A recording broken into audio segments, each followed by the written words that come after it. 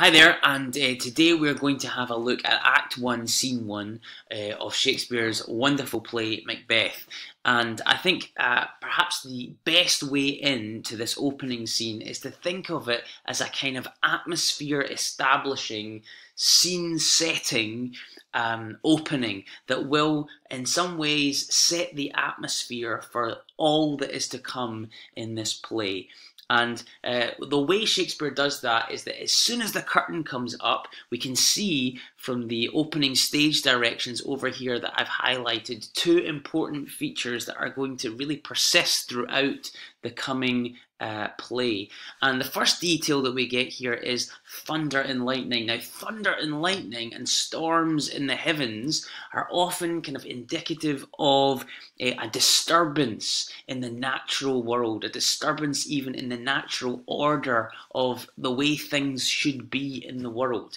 And of course, Macbeth is going to be a play where the natural order, the natural succession of kingship is going to be disrupted and disturbed and overturned by the events, the treacherous events that we see take place, and particularly the kind of act of regicide that Macbeth commits at the beginning of Act 2.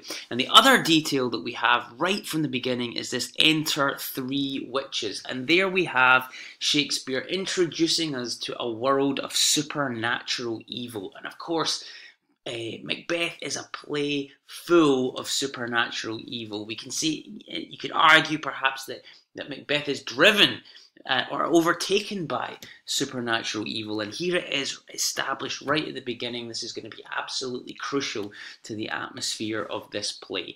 One other detail that I want to draw your attention to over here, the witches chant at the end of this scene, this very famous line, fair is foul and foul is fair. I suppose in modern language that might just mean good is bad and bad is good.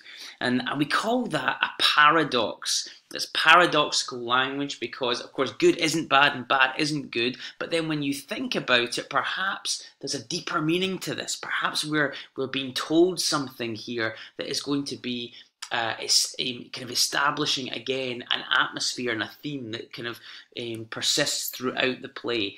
And I guess really what's being said here is that the witches represent a kind of inverted moral system. For them, good it really is bad and bad really is good. And if the witches and if their supernatural evil is kind of infecting this whole play and setting the atmosphere for the whole world that Macbeth is set in, then in that world it could be difficult to tell who's right and who's wrong, and who's good and who's bad. And certainly in that opening act, as we are introduced to Macbeth, he is a kind of paradoxical, ambiguous character. He appears at points to be a kind of loyal and noble warrior, and yet at others as a kind of treacherous, ambitious man who is kind of set on a dreadful deed.